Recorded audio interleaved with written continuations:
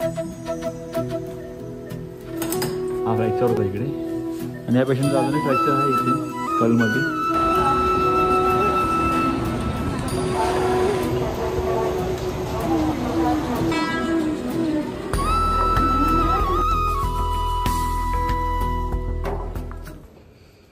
So guys 12:09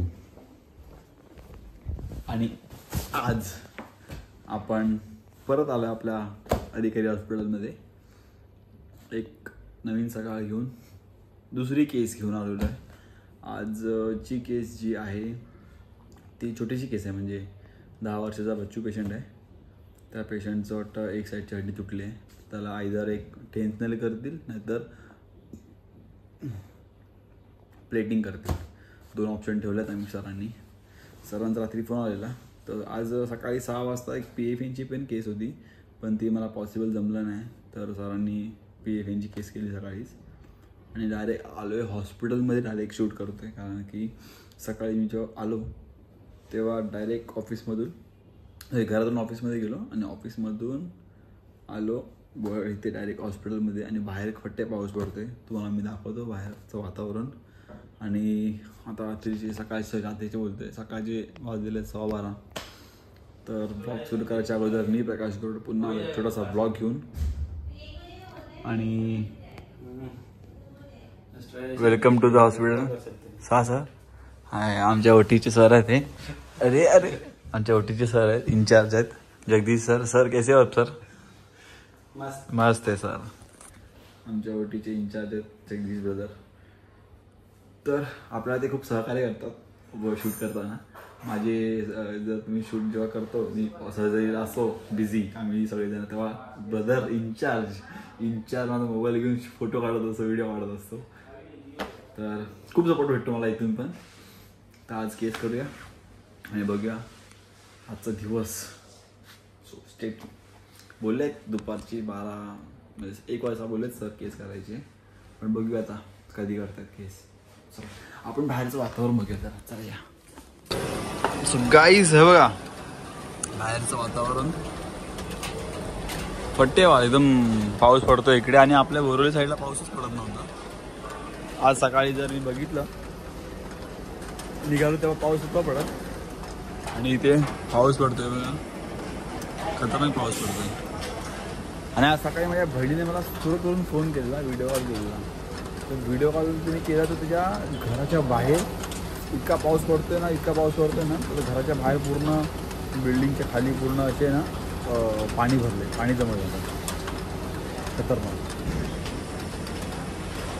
पाऊस पडला पाहिजे, एवढा नाही पडला पाहिजे की वाट पाहिजे. चला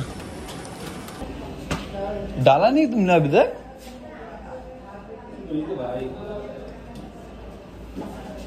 गाईज आम्ही आलो होतो ऑटोक्लेवसाठी. बघा इकडे वातावरण प्लस इंचार्ज लोकांना अशी कामं करायला लागतात इकडे. इंचार्ज लोक को इथं काम करना पड रहा इधर. आणि आपल्या इथे एक टेन्शनर बांधलेले आहे आणि खाली ट्रे आहे. आणि आता इंचार्ज आपला मेहनती आहे बिचारा, गरीब आहे. आता काम करायला वाटलंय, काम करने को लग रहा है बिचारे को, काम करना पडेगा. ते असे स्टराईल पद्धतीने ऑटोक्लेव केलेलं असतं आतमध्ये, म्हणजे फट्टे स्टीम देतात, फट्टे गरम करतात. फट्टे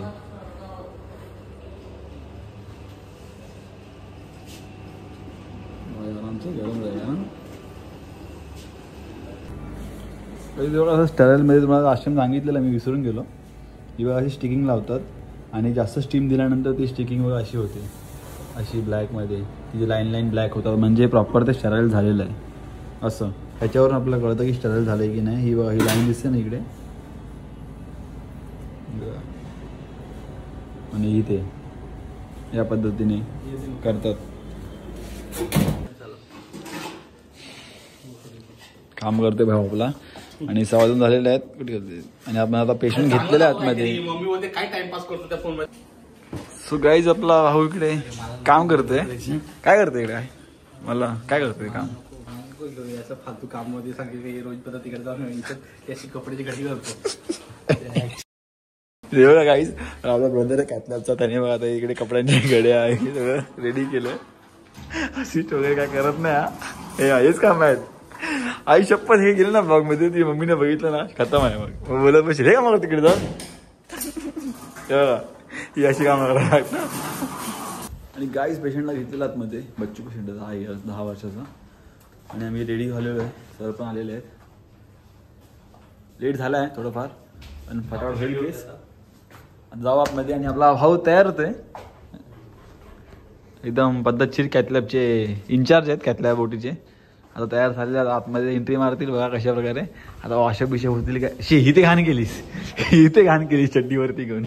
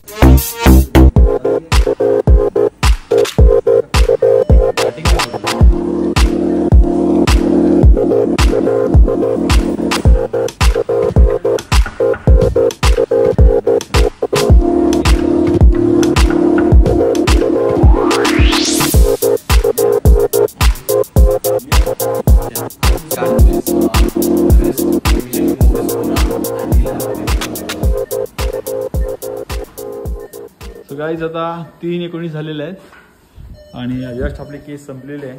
पेशंट बघा इकडे. आणि आज आपण फ्रॅक्चर बघूया. हा बघा हा फ्रॅक्चर आहे टेन्स नेलचा. आपण इथे जरा नेलिंग केली टेन्स नेल म्हणून. हा फ्रॅक्चर होता इकडे. आणि या पेशंटचा अजून एक फ्रॅक्चर आहे इथे स्कलमध्ये. कुठे गेला? हा बघा हा एक फ्रॅक्चर आहे आणि हा एक फ्रॅक्चर आहे. ते नंतरला करणार आहेत.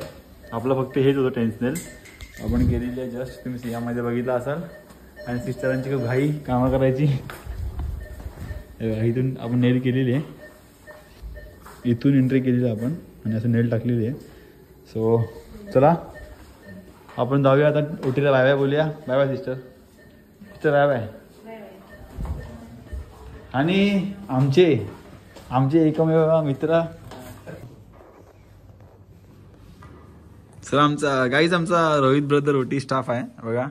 कॅथलॅबचा इन्चार्ज आहे आणि इथे गावच्या घड्या घालतोय.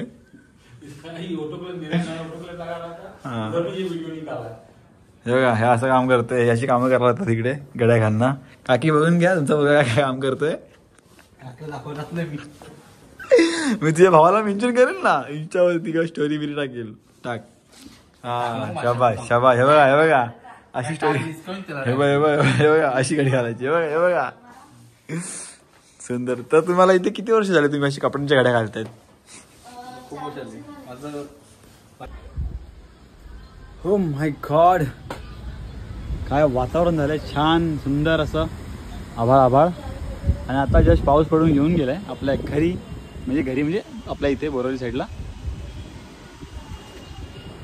तर गाईज आता जस्ट मी घरी आलेलो आहे आणि पूर्ण म्हणजे एवढं चांगलं नशीब आहे ना माझं. सकाळी मी छत्री घेऊन नव्हतं गेलेलो. वहिनी बोलली की पाऊस पडेल छत्री घेऊन जा. बोललो नको वैताग आलाय. जायचं ना बोईसरला. ट्रेनने जाऊन लगेच जायचं आहे.